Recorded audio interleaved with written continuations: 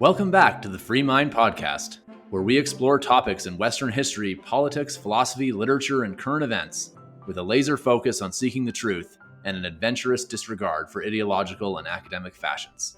I'm Matt Burgess, an assistant professor of environmental studies and faculty fellow of the Benson Center for the Study of Western Civilization at the University of Colorado Boulder. My guest today is Joey Fratino. Joey is a graduate of CU Boulder, who served as the president of the CU Boulder College Republicans until graduating in 2022.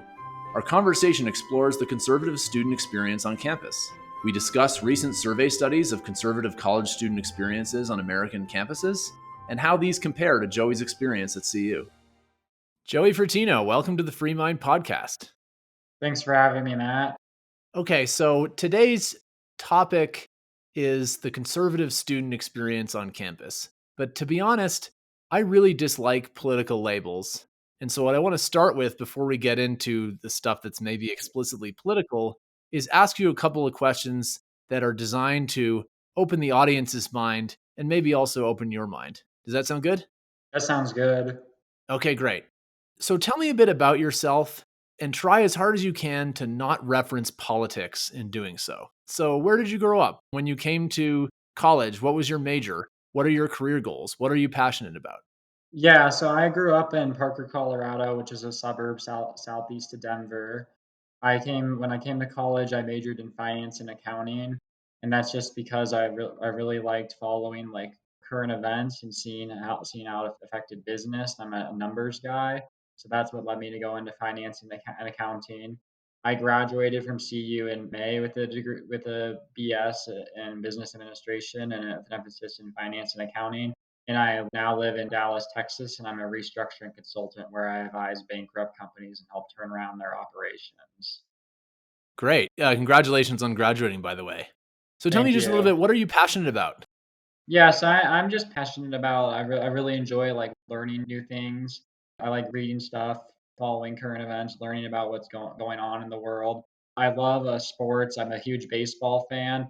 This summer, before I started my job, I traveled across the country to visit, and I was trying to visit all 30 Major League Baseball stadiums, which was a good idea in the first place, but it's not very feasible to do in one summer. I ended up visiting 20 of the 30 stadiums. That was a good experience getting Wow. to travel around the country and seeing a bunch of the stadiums. I hope to do the remaining 10 like sometime next year or the year following that. That's awesome. I have actually a similar bucket list goal for hockey, but I think I'm only at 7 or 8. So good for you. Okay. So now, because your politics obviously are relevant to today's topic, now please do tell me about your politics. But don't just tell me about your politics. Tell me also about what are some ideas or things you read or learned or experiences that shaped your political worldview. Yeah, so I've always been a big advocate of like free markets. I'm very like fiscally conservative. I'm extremely responsible with money. I definitely believe the government should be also fiscally responsible because I can see how that it will affect me in the future. And my political views really just started like when I was growing up. I followed like the elections in 2008 and 2012 very closely, and I found I aligned a lot more with the Republican candidates rather than Democrat candidates, especially on economic and foreign policy issues. And then it was something I became passionate about because I'm a very like opinionated person. I definitely, if you ask me on a topic, I'm going to tell you my opinion about it. But at the same time, I don't think that I should be telling my opinion to everyone if I'm not actually working to try to advocate for my position. So in high school, I volunteered for like a few campaigns. I volunteered for the Marco Rubio presidential campaign. Like I was like students from Marco Rubio. I started a young conservatives club at my high school with a few of my friends just to try to advocate for my ideas and make people more aware of them. Great. And then, as I mentioned in the introduction, you're the president of the College Republicans, right? When you were at CU? Yeah, right. When I came to see you after May of my freshman year, the president of the College Republicans stepped down, and I ran and took his position. And then I served as president for three years from 2019 to 2022. And that's actually how you and I got to know each other through the reducing polarization dialogues. Okay, so one last question to set up the topic today. And the reason I'm going to ask you this is that people tend to think of their political opponents and maybe even to some extent their political compatriots as fixed or monolithic. They believe this, we believe that, and it never changes and there's no nuance. And so to maybe break that down a little bit, can you tell me about something that you changed your mind on recently? Yeah, I guess something that I changed my mind on recently. There's a lot of stuff that I do like change my mind on over time. I obviously been involved over time since being involved in politics.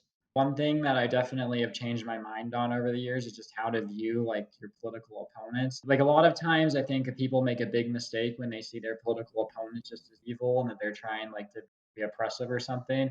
But I've always, as I come to meet like more people who disagree with my political views, they're definitely like most of them are in it for like the right reasons. Like they think that their viewpoint is gonna improve the world. Like how I also think my viewpoints are gonna make society better. So well, that's definitely something that since like I was a high schooler, I've changed my view on. Where now I think that most people who are involved in politics, they're doing it because they think they can improve the world. Even though I might disagree with how they're trying to improve the world, I still like respect them for what they're doing and realize they're in it for the right reasons. Yeah, that's great. I think that's a great way to empathize with people, even if you disagree with them, is that you share a desire basically to make the world a better place. Okay, so now let's get more down to being on topic and talk about college. And so the first thing I want to ask you was overall, how was your experience? And how important of a role did your politics play or not play in your experience of college overall? Yeah, my experience in college overall, it was good. My politics definitely did play a big experience, but at the same time, I was the president of the College Republicans, so any potential conservative students to see you in the future, your experience doesn't have to be super political if you're not like involved in politics like I am. But it definitely was more political than I was expecting. And most of the time, and just mainly from a lot of students at CU, they typically aren't exposed to Republicans in their day-to-day lives, so they're surprised when they meet somebody who disagrees with them on their views. And a lot of times, this is like the first time they're interacting with someone who shares like an opposite opinion with them. And it's interesting to see how students like react to that. Like some of them just avoid you because are non-confrontational and they don't want to talk politics. Which I don't. I'm also the type of person I don't like talking politics in like public settings, but like in classes and stuff people definitely like get weird if they realize like you don't agree with them on issues. So it definitely like does affect who you become friends with. 'Cause there's some people we live in a very polarized society, unfortunately, and there are some people who aren't open to being friends with people with, like different political beliefs. And I think that's because a lot of people have this idea where like Republicans and Democrats are monolithic, where all Republicans are 100% like Trump, and then all Democrats are like 100% like Bernie Sanders. And when people are thinking like that, they can't view someone as an individual. And so that causes them just to avoid like a certain group of people, even though you can have a like wide diversity of viewpoints expressed in that group. So there's a lot of times where people would have like stereotypes about me thinking, oh, he's a Republican. This guy like supports 100% of what Trump supports, which I'm not a big Trump fan. I don't support 100% of what he did. So that's definitely something that made it difficult because it's hard to explain to people like, oh, I'm a Republican, but I don't stand like with 100% of these same ideas because it's hard for people my age to not think in like a black and white situation, understand that there is a lot of different viewpoints that can be expressed under the word Republican or Democrat and like a wide variety of different opinions under those labels. Yeah, so it sounds like, and I was actually going to ask you more about this in a second. It sounds like there is this what we call in social psychology, excuse me, effective polarization. That basically people don't just disagree with each other, they dislike each other and don't want to associate with each other. One follow-up question, did you ever meet anybody on campus, a fellow student in particular who discovered one of your views that they disagree with and reacted with curiosity and wanted to know more?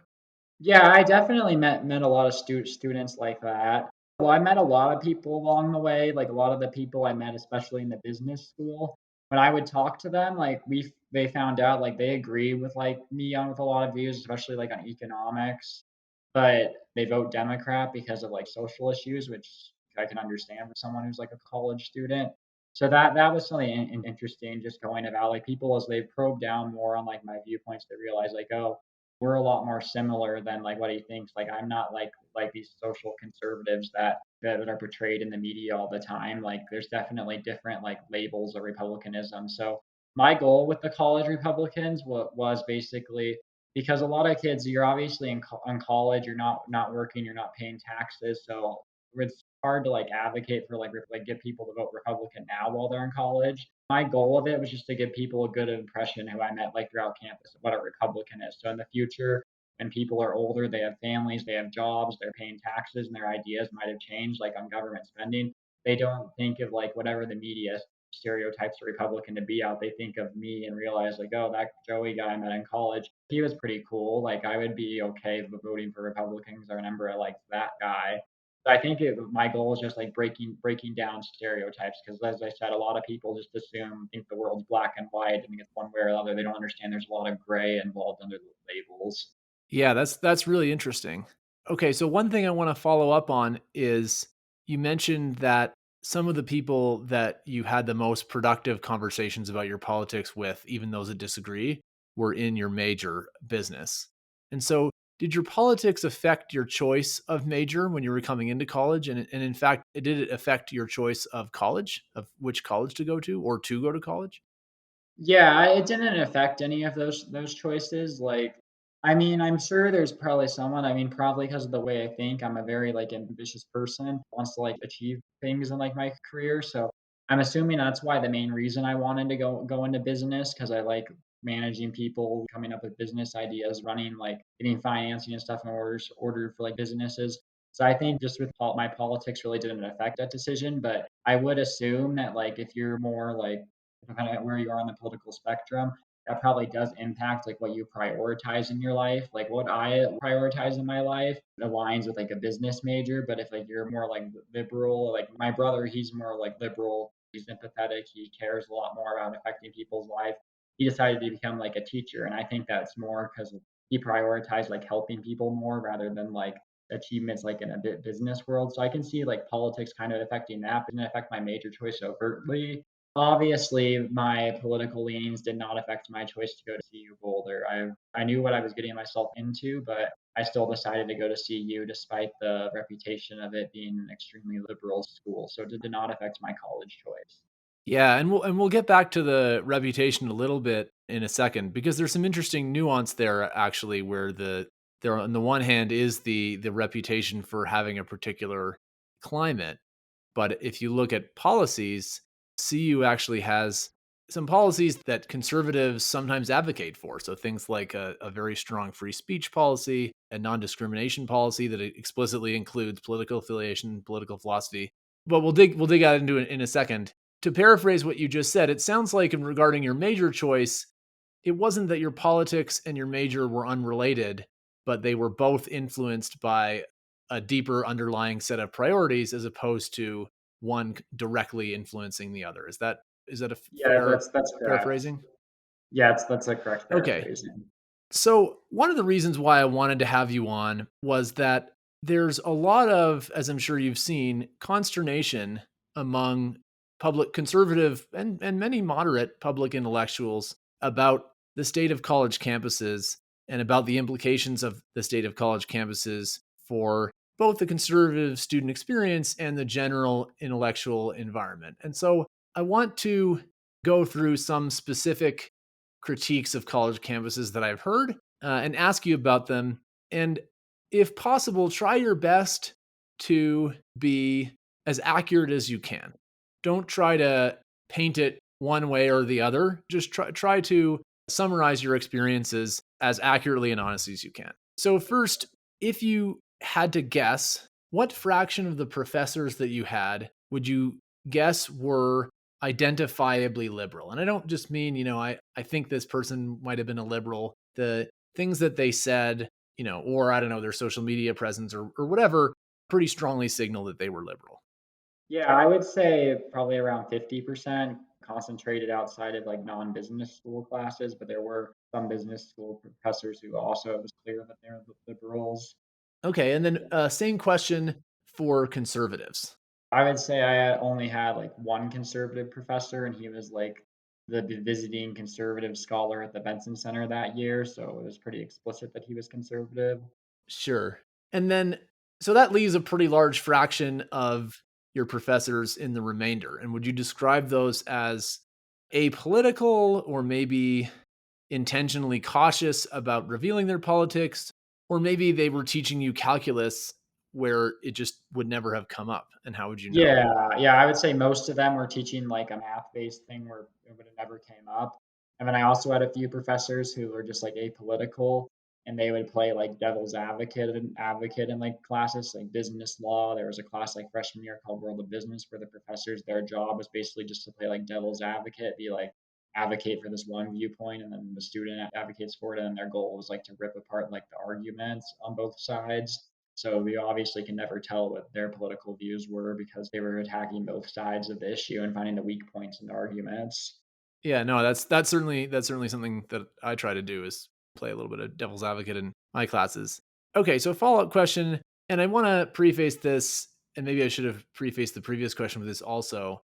I want our conversation about these next few questions to be describing general patterns. Please don't kind of single out any particular professor or particular class in a way that would be Okay. identifiable, just because that's not what we're trying to do. You haven't done that. So, of the half of your professors that you would say were identifiably liberal, what fraction of those would you say were actively pushing an agenda that you felt was political beyond presenting the fact based material of their discipline? Yeah, so I'd say the ones that I clearly could identify as liberals, I'd say probably like so I said 50% of the professors I had were clearly identified themselves as liberals. Probably about like 90% of those professors, they were advocating for like an agenda in the class. Because the reason I could tell their politics is because they would start the class and then they talk about like what was going on in the news, like whatever was going on involving Trump, whatever was going on involving like the 2020 election. And there was a clear like slant to like what they were saying, or like were like history classes or like liberal art classes where they would talk about like historical events in a certain way where you clearly could tell they were pushing an agenda.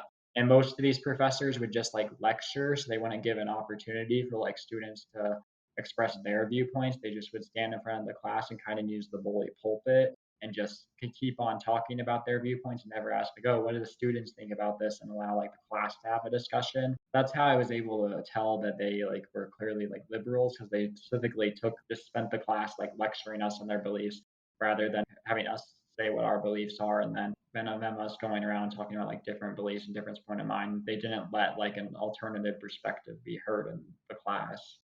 Okay, so follow-up question. So it sounds like we're talking about something like a quarter of your professors that you felt were pushing an agenda.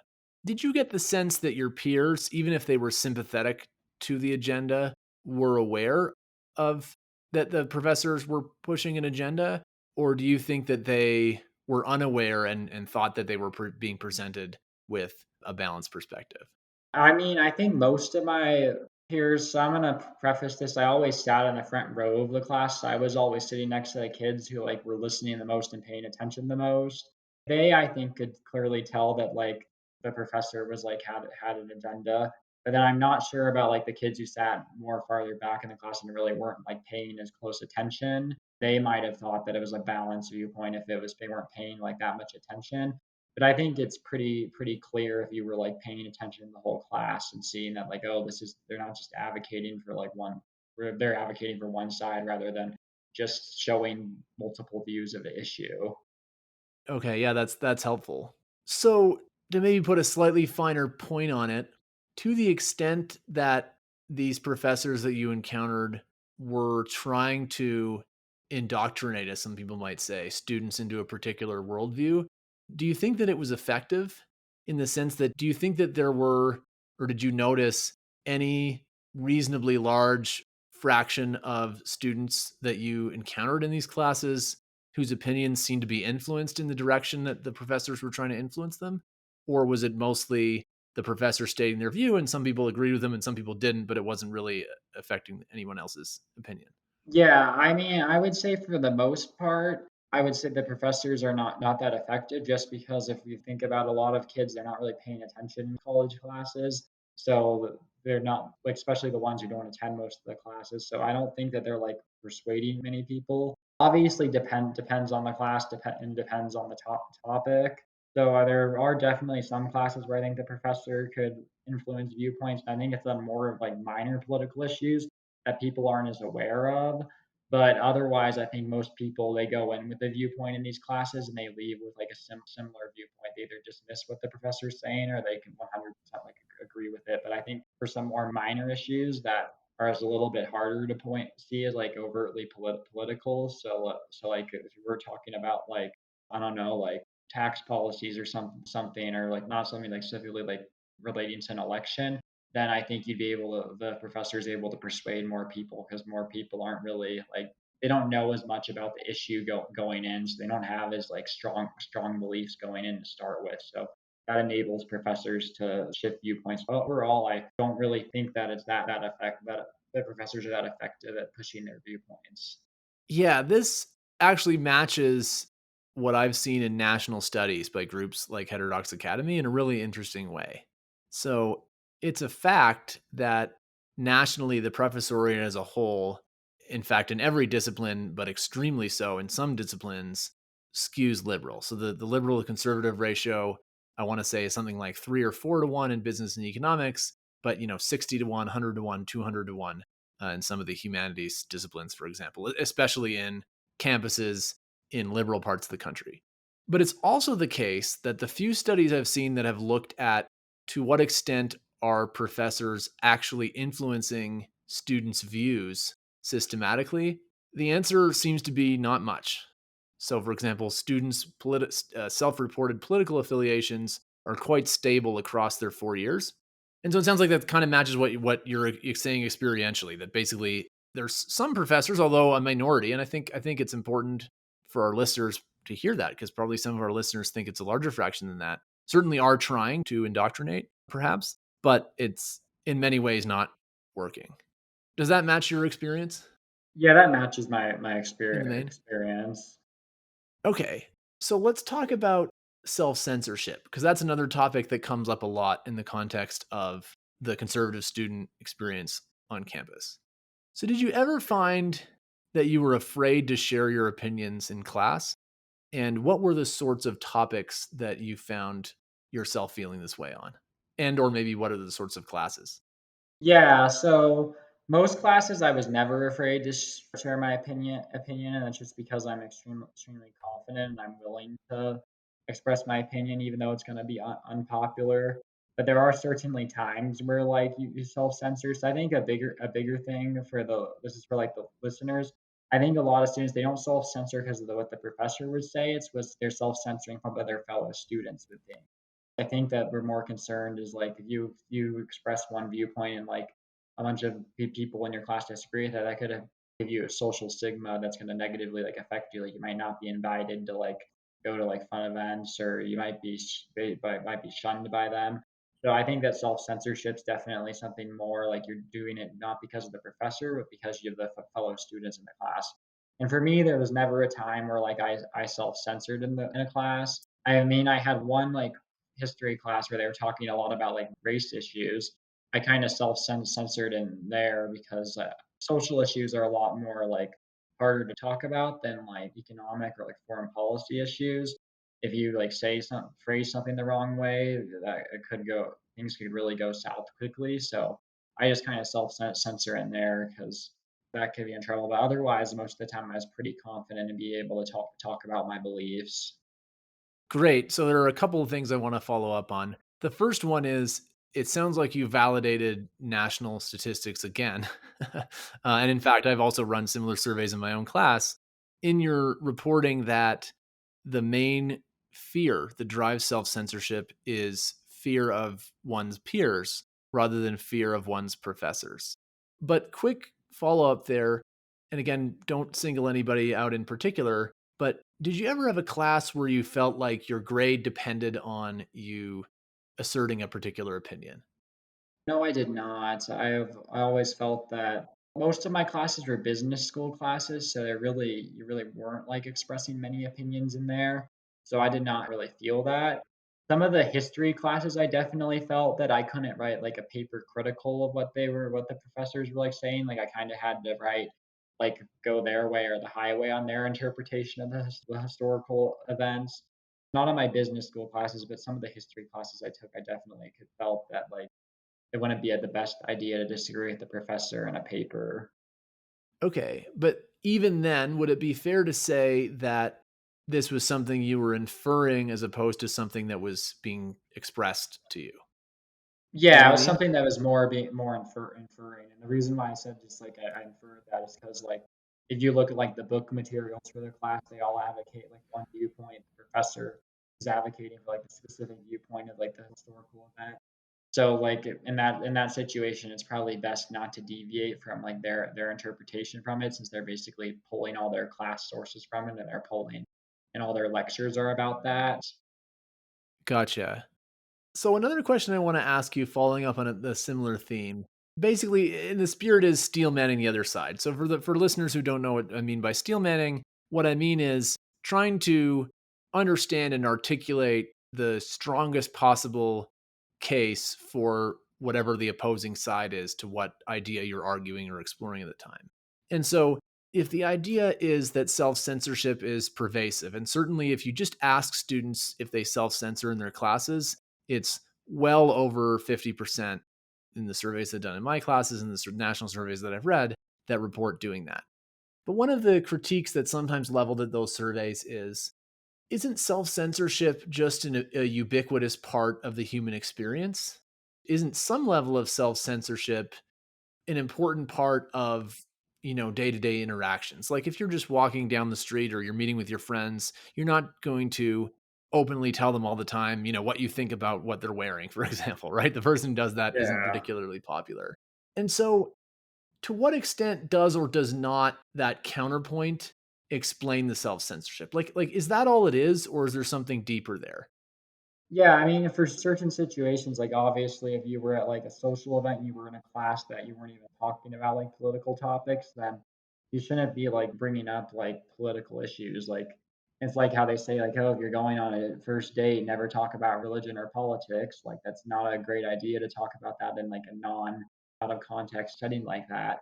But specifically in classes, I'd say if you're talking about like a topic that is like debatable in the class. So this is specifically a class where they bring up political topics. It's part of like the class discussion and materials. Then I do still think people are self censoring. Not, and it's not just because of like human nature. I think in that situation, it's because they're concerned to express an idea that might create like conflict between them and another student, or might affect them negatively socially. So although I agree with you that it's like in human nature to self censor most of the time, I think in classes where political topics are clearly brought up, I don't think people are just self censoring because of human nature. They're self censoring just to protect their reputations.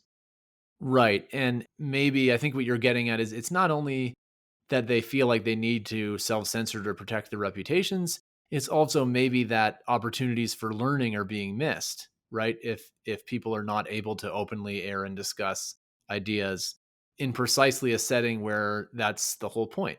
Is that right? Yeah, that's right. Like I think one of the main points of like going to college and taking these types of classes is to be able to learn how to advocate for your viewpoint and like come up with a cohesive argument for it, and then be able to evaluate strengths and weaknesses in in your like viewpoint along with like other people, so you can make like your argument stronger. And if you don't have people like expressing different viewpoints in these classes, then no one's learning how to do that, and they're not really getting that value like in education. Yeah. So one other way in which I want to follow up on this is the following. It reminds me a little bit of, I grew up in Quebec as part of the English linguistic minority.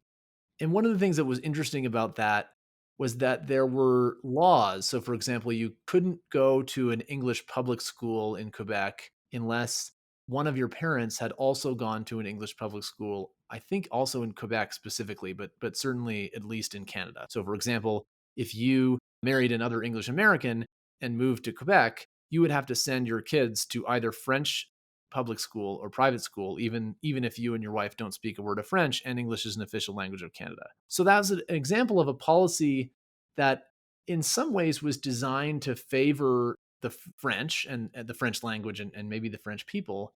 But what was interesting about it was what ended up doing was encouraging English people to learn French and encouraging French people to not learn English. And that asymmetry was actually, in the long run, beneficial to English people in the job market because it was good. It was a good thing to be bilingual, and it certainly was a good thing to know English and have that access to the North American market. And so bringing it back to the conservative liberal issue in the classroom, do you ever feel like being a conservative and disproportionately, predominantly, almost exclusively, maybe having liberal professors, do you feel like that in a way could have enhanced your learning in the sense that you were being exposed to the other side in a way that allowed you to think about what were the best ideas from both sides, and maybe some of your peers that came in with similar views to the professors were not? Yeah, I definitely think that. I mean, going in an environment where like you're like a minority with with an idea like that is, I think that's really like helpful in the long run because first of all, I was able to hear like opposite sides of the arguments, like from instead if I like stayed in like where I grew up or went to a super conservative school where I would have not been able to say like, oh, these are like very weak points of my arguments. I need to like refine it and come up with better ideas, or say like, oh, this is the reasoning. This is the reasoning why people think that policy is good, even though I strongly disagree with it. That's the reason why they're pushing it. Maybe I can find a solution to address the issue that's causing them like to push it.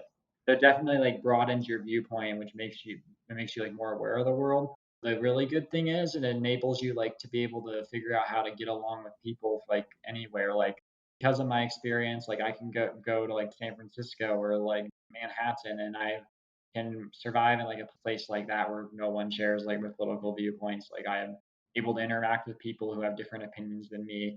I'm able to go from like the most conservative areas of the country to the most liberal ones, and I know how to interact with different types of people and be able to get along with them because of like this experience. I overall I think it was a beneficial experience for me in the long run. Yeah, in fact, the way you describe it, it almost sounds like you're living what people like Jonathan Haidt would describe as the anti-fragile student experience, right? The idea that we need to be exposing students to ideas and people and viewpoints that they find disagreeable precisely because it strengthens their intellectual habits, it strengthens their emotional habits and their overall well-being. So that's great. I'm really glad to hear that. Let's also visit the flip side of that a little bit. And that is, and again, without, getting too specific in terms of specific people, were you ever made to feel unwelcome in a class on the basis of your political views? I mean, like, there definitely was times where I felt like singled out, like they were attacking like conservatives for being like selfish because they prioritize like capitalism over like caring for people. And like that's a situation where you definitely feel like excluded. You feel like you're being specifically targeted out, but you just kind of like sit there and like learn you get through it. And so there are times like that, but you learn how to like survive something like that. It all helps you become more like open to criticism too, and learn how to dealt with it too. Is definitely if you're going to express a conservative viewpoint, people are going to come back and try to refute your argument. So you got to be ready to debate. Yeah. Okay. So one other follow up I want to ask on this general line of questioning, and then we can pivot a little bit. Is one of the things you said maybe 5-10 minutes ago, which was really interesting, was about how, in some ways, by being president of the College Republicans and by being open and vocal about your opinions, and correct me if I'm paraphrasing inaccurately, but it sounds like basically that you were saying that to some extent among your peers, you were somewhat of a known quantity.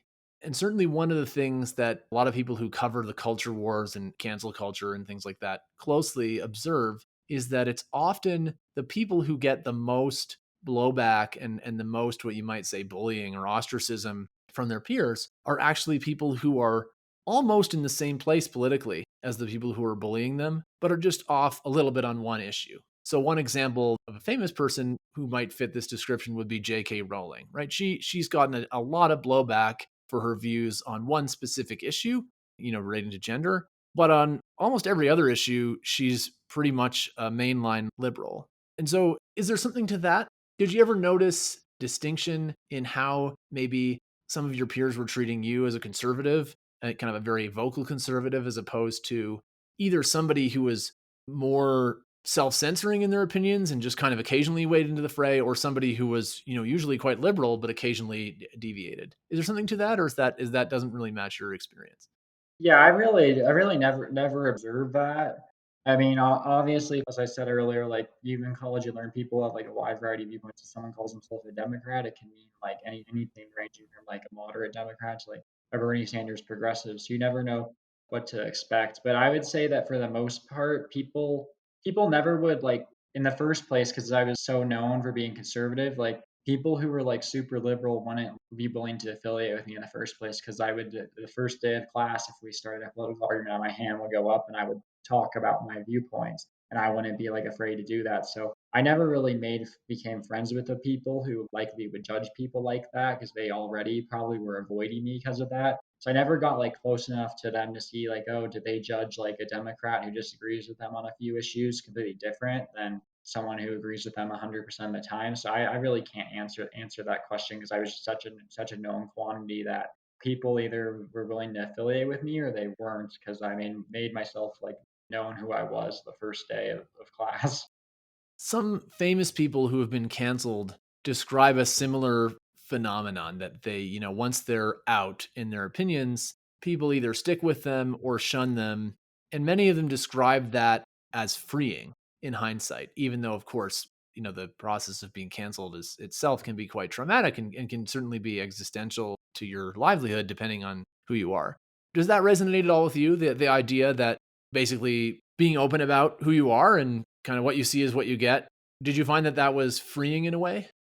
Yeah, I do find it's freeing because you can act like who you really are. You don't have to be covering up who you are and then showing other people, not showing other people that you can be authentic and show what you really believe. So that enables you to like hang out with people who accept you for who you are. And you don't have to put on like some sort of grand act to appease other people. Like I'm not here to appease other people. Like I'm here to express like my own beliefs. Like I'm not trying like to change who I am to become someone's friend or get like a certain grade in a class. Like I'm going to be myself doing that. So it is freeing because you can do what you want and you don't have to be someone that you're not.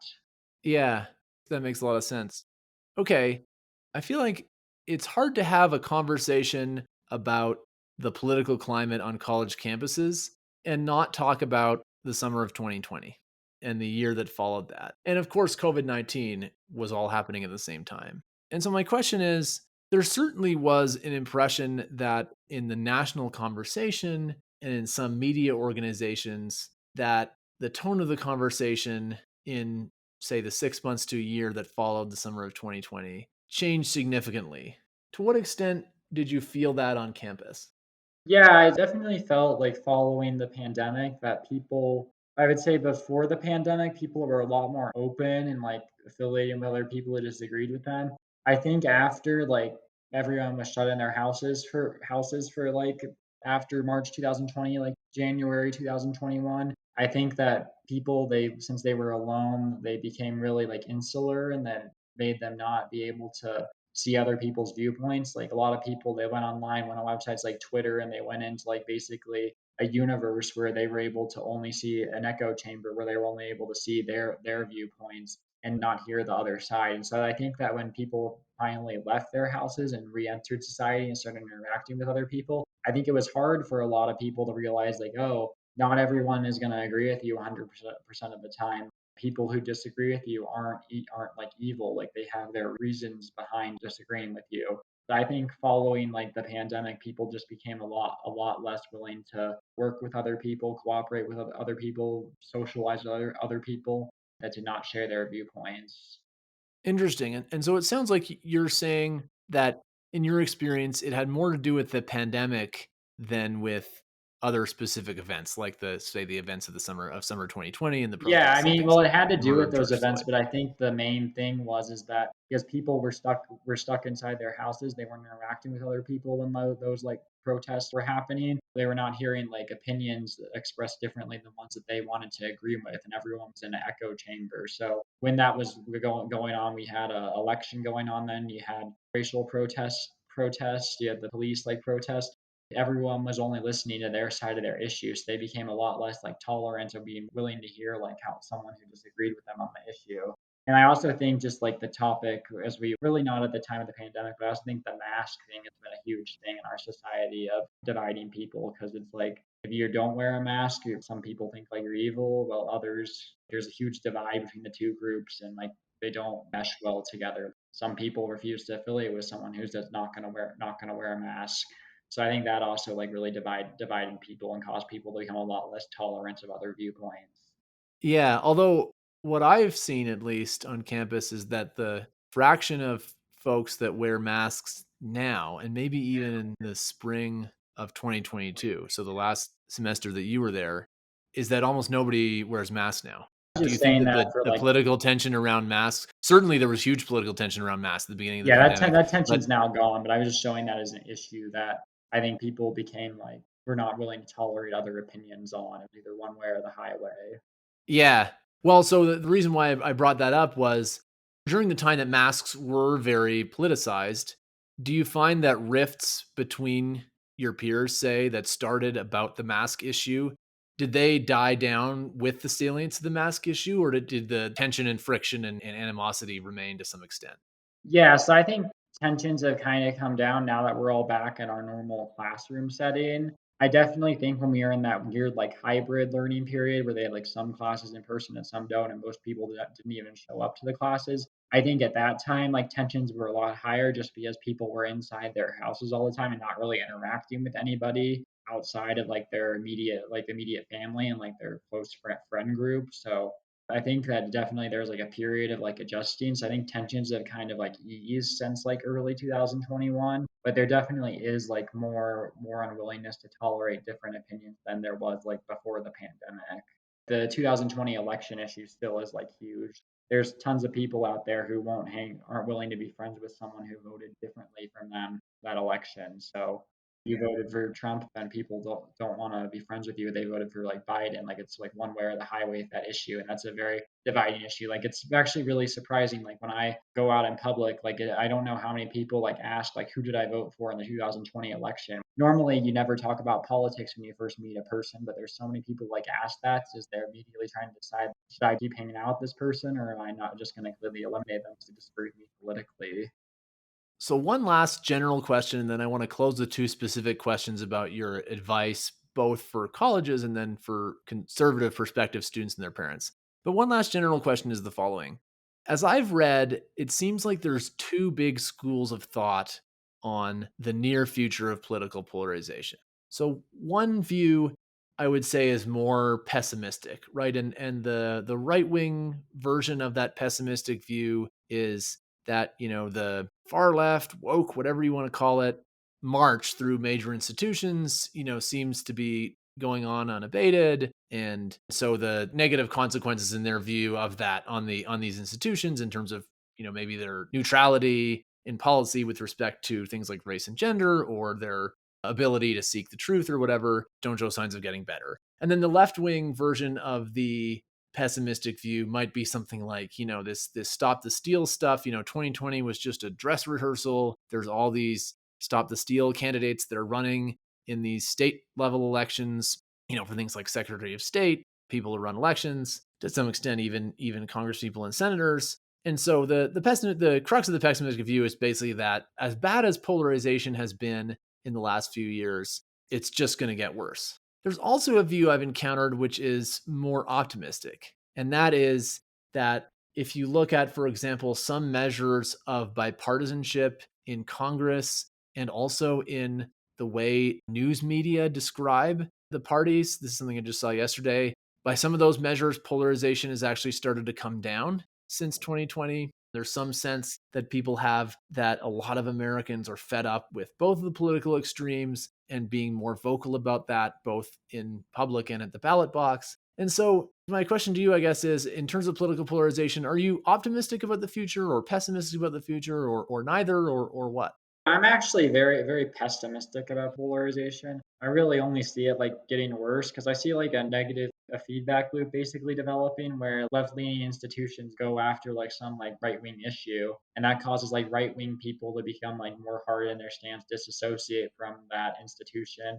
And then you have this institution that becomes more left leaning. They begin speaking condescendingly towards like more right leaning people, and so it just creates like tension. And basically, I think that we're kind of self sorting as a society, which is really concerning. Where people are moving neighborhoods because they want to be with neighbors who share the same political opinions. They're moving jobs. They want to work at a workplace where people share the same political opinions. And things like social media, Twitter's not really helping with this. People just they can go in their echo chambers and like attack each other. The main thing that I don't think a lot of people understand is that when you're like attacking someone on Twitter, there's like a face behind that name, or someone sitting behind a computer who has like expressed that viewpoint, who actually is like a real person who has like thoughts and feelings like the person who was attacking them, who also have like thoughts and feelings. And people don't like think about that. They don't think about like someone could actually disagree with me, because we're entering a situation where I think everyone's just self-sorting. So people aren't encountering many people who don't share the same viewpoints as them. So that's causing them to come up with the viewpoint like, oh, if you don't agree with my viewpoint on this, you're a fascist. You want to destroy democracy. And that's just causing it to get worse. So I don't really see a solution to it until I think we have people live in areas that are less polarized. Like I don't think it's a good situation for the country when you have like urban areas going like 90%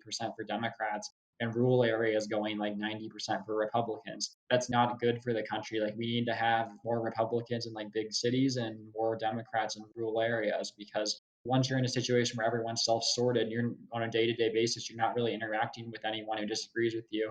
So you never actually see like the face of a person who disagrees with you, and that just causes you to think the worst of the people who disagree with you, and it makes people also not be able to work together because they don't think about like, oh, this person from a rural area lives an entirely different lifestyle than me, or this person from an urban area lives an entirely different lifestyle than me. My solution doesn't like incorporate them. I'm very concerned about the self-sorting that's occurring in society, and hoping that maybe in the next few years, maybe we'll see that dissipate somewhat. But I'm not very optimistic about it. So, one quick follow up on that. You said you live in Dallas, right? Yeah. So, Dallas is actually one of the epicenters of a very interesting trend that has, I believe, predates the pandemic, but has become amplified by the pandemic. And that is people moving away from cities and states with large population densities and high housing prices, which are disproportionately very blue, and moving to less densely populated places where housing is cheaper. And there are some cities in particular, medium, large cities. Dallas is one of them, that are really capitalizing this economically. They're getting a tons of new migrants coming in, often from places that are blue, like California, and Texas is a relatively red state. Is that something that you see at all in your day-to-day life in Dallas? And do you think that that has the potential to improve somewhat the situation that you're describing?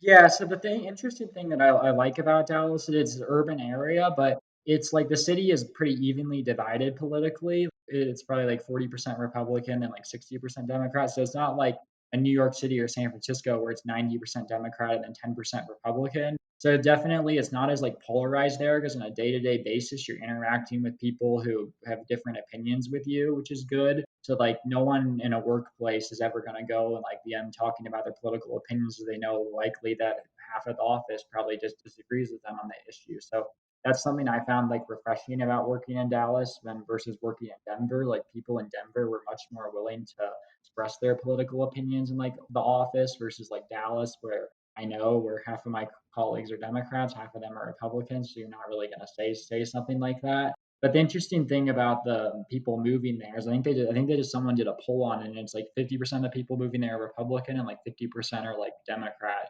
So the migration into Texas really isn't affecting like the state's like political leanings. If Oh, Republicans that's keep doing terrible in like suburbs and cities, then that could like negatively affect them, but it's not really affecting the state's like politics overall. That's very interesting. Okay, we're almost out of time, so I want to make sure I get to my last couple of questions.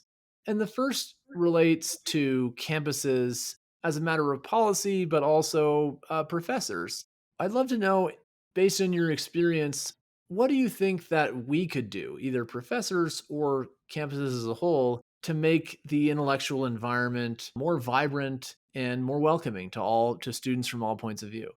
Yeah, so instead of lecturing and doing like lectures, I would do more classes where, I don't know, you can have like a recitation where people have to go and give their opinions like once a week or something. Like, 'cause I know that's not feasible for the lecture classes, but there has to be a way where it's not just the teacher lecturing, where you get students' input and you can hear different perspectives, and students can work on like forming cohesive arguments and evaluating like their fellow students' arguments and finding weak stuff and strong points in those arguments in order to make them better. So I think the campus should try to limit the amount of time it's just the professor like preaching to a choir, and increase the amount of times that students can talk and students can come up with like arguments and make sure they're like part of the classes. That's good advice. And one of the things that's interesting is sometimes for different reasons, that's actually also advice that people that are more on the left sometimes give colleges too. You moved more towards flipped classroom, more active learning. There's some evidence that students from disadvantaged backgrounds perform better in those kinds of classes. So it's a really interesting convergence of recommendations from two different perspectives, different objectives. So let me close by asking you about now imagine a prospective student who's conservative and their parents. And I remember a couple summers ago, I was a guest on Heidi Ganahl, who's now running for governor, on her podcast. I remember she mentioned hearing a lot from conservative students and conservative parents who were worried about the idea of sending their kids to college in what they perceive to be a politically potentially hostile environment. And so I guess maybe just quickly tell us, to what extent would you say that the gestalt of your experience on campus was positive versus negative? And then maybe what are some pieces of advice that you might give to a senior in high school today who's conservative, who's thinking about coming to college? I would start out and just say that like the administration of CU is not that liberal. Like if you compare some of the stuff that CSU's done versus like CU, and CSU is supposed to be like the more conservative school, like the CU administration's much more like conservative with like their actions. So I wouldn't just say like discount CU because of the reputation. Like its administration has not been like that bad for conservatives. Just But my just main really quickly to follow up on that point, would you say earlier you said that you came here with an idea, a particular idea of what Boulder was like. Would you say that you've been pleasantly surprised by the what your experience actually was compared to that opinion? I would say I was pleasantly surprised. Like CU is pretty tolerant of conservative viewpoints. Like running the Young Republicans, I never faced like discrimination and getting in a classroom or anything we experience, or getting money from the school to help fund our club. We never experienced any discrimination with that. So that was definitely much more a positive experience than I was expecting. That's great. Sorry, I derailed you a little bit, but what's your advice to a senior in high school who's conservative and their parents? Yeah, just college in general, like go to the college that has the best like program for you. I mean, don't make your entire life about like politics. Like go figure out what you're passionate about, what you want to study, what you want to do, career opportunities, then go to the school that gives you the best like financial package and has the best programs for that. I wouldn't let politics play like such a big role in it, because you're ultimately going to college to learn. And if you're strong enough like in your viewpoints, then you're going to leave college as a conservative. I think a lot of parents are nervous about sending their kids because their kids don't really have like, they aren't like me. They don't really have like that big of like political opinions. But at the same time, like to fit in the world, you have to be able to work with a diverse group of people who has a diverse frame of mind and thoughts on politics. So it's good to leave like the nest and go somewhere where you're going to see people who disagree with you. So if a liberal college ends up being the place that is like the best for your career opportunities and the best like financial option for you, then go there, because ultimately college is just like 4 years to learn. So you just be learning, developing a stronger viewpoint, and be learning how to deal with people who just disagree with you, which I think is huge as you're an adult and you interact with people with diverse frames of mind. That's great. And so one last question, do you feel that going to college helped prepare you for your career that you're in now?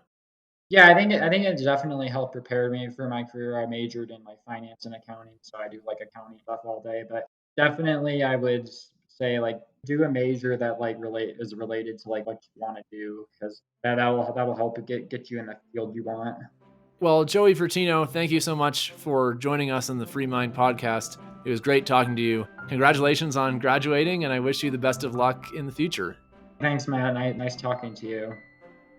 The Free Mind podcast is produced by the Benson Center for the Study of Western Civilization at the University of Colorado Boulder.